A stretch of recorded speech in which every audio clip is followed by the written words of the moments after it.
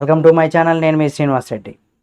సికింద్రాబాద్ ఉజ్జయిని మహంకాళి బోనాలు ఉత్సవాల్లో ప్రధానమైనటువంటి ఘట్టం ఏమైనా ఉందంటే అది రంగం కార్యక్రమం అని కూడా చెప్పుకోవచ్చు. అయితే ఈ కార్యక్రమం చాలా ఘనంగా నిర్వహిస్తూ ఉంటారు.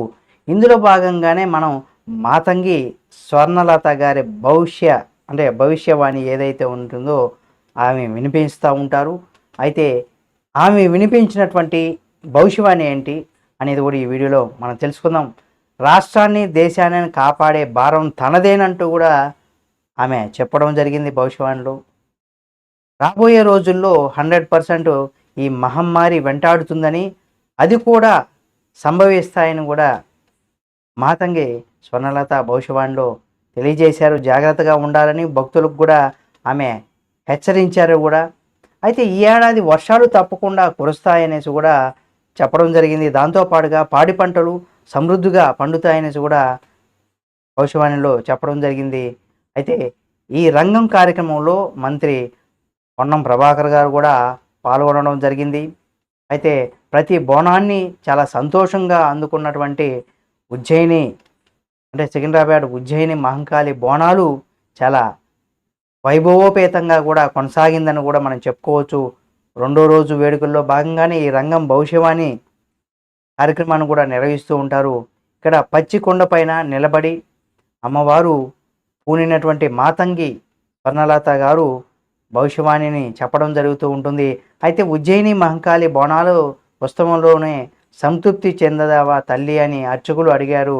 దానికి ఆమె ప్రజలంతా ఇక్కడ డప్పు చప్పుళ్లతో ఆనందోత్సవాలతో నడుమ తమ బోనాలు కూడా సమర్పించారు. వచ్చిన ప్రతి బోనాన్ని తాను సంతోషంగా అందుకున్నాను, నా బిడ్డలను కడుపులో పెట్టుకొని నేను కాపాడుకుంటున్నాను అంటూ కూడా ఆమె చెప్పడం జరిగింది. బోనాలు చాలా సంతోషంగా అందుకున్నా అంటూ కూడా మాతంగి స్వర్ణలత ఇక్కడ భవిష్యవాణిలో వినిపించడం జరిగింది కూడా. అయితే బాలికలను మీరు విచ్చలవిడిగా వదిలేస్తున్నారు, బాలబాలికలను మీరు విచ్చలవిడిగా వదిలేస్తున్నారు కాబట్టి నేను కడుపులో పెట్టుకొని కాచుకుంటూ ఉంటాను. ఈసారి చాలా సంతోషంగా పూజలు చేశారు, మీ అందరికీ సంతోషంగా సమానంగా చూస్తాను మీ అందరిని కూడా అంటూ కూడా చెప్పడం జరిగింది. మీ అరికాలులో ముళ్ళు నాలుకతో తీస్తాను, కాలం తీరినా ఎవరు ఏది అనుభవించాలో అది అనుభవిస్తారని నేను అడ్డురాను అని కూడా స్వర్ణలత భవిష్యవాణిలో కూడా వినిపించడం జరిగింది. అయితే నేను కన్నెర్ర చేస్తే రక్తం కక్కుకొని చస్తారు, ప్రతి ఏడాది ఉత్సవాలు ఏదో ఒక ఆటంకం ఇక్కడ కల్పిస్తున్నారని, తనను ఎవరు లెక్క చేయడం లేదని కూడా అమ్మవారు ఆగ్రహాన్ని కూడా వ్యక్తం చేయడం జరిగింది.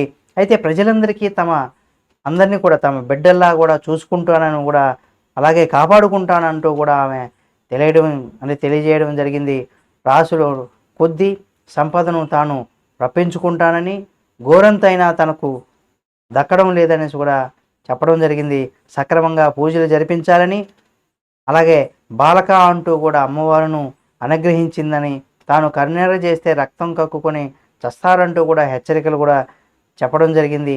అయితే ఈ ఏడాది ఒక్కసారి కాదు, నిత్యం కొలిచే వారిలోకే తమ ఆశీస్సులు ఉంటాయని కూడా మాతంగి స్వర్ణలత ఆమె భవిష్యవాణిలో కూడా చెప్పడం జరిగింది.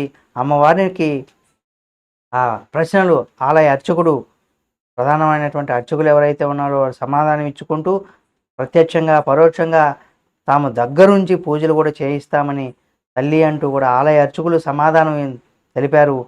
ఇక నుంచి ఎలాంటి లోటుపాట్లు పొరపాట్లు జరగనివ్వబోమంటూ కూడా చెప్పడం జరిగింది. ఆనందించి తమను ఆశీర్వదించాలంటూ కూడా అమ్మవారిని వేడుకున్నారు. దీంతో అమ్మవారు పూనినటువంటి మాతంగి స్వర్ణలత శాంతింపచేశారు. ఈ కార్యక్రమంలో ఇందాక మనం చెప్పుకున్నాం, కాంగ్రెస్ మంత్రి పొన్నం ప్రభాకర్ గారు, రాజ్యసభ ఎంపీ అనిల్ కుమార్ యాదవ్, అలాగే తదితరులు కూడా ఈ కార్యక్రమంలో పాల్గొనడం జరిగింది. ఏదేమైనా ఈసారి అందరినీ కూడా కాపాడుకుంటానంటూ కూడా అమ్మవారు చెప్పడం జరిగింది. అందరం కూడా బాగుండాలని కూడా కోరుకుందాం. ఈ వీడియో మీకు నచ్చితే లైక్ చేయండి. మరిన్ని వీడియోల కోసం మన ఛానల్ని సబ్స్క్రైబ్ చేసుకొని పక్కనే ఉన్న బెల్ బటన్ ఒకటి మాత్రం మర్చిపోకండి.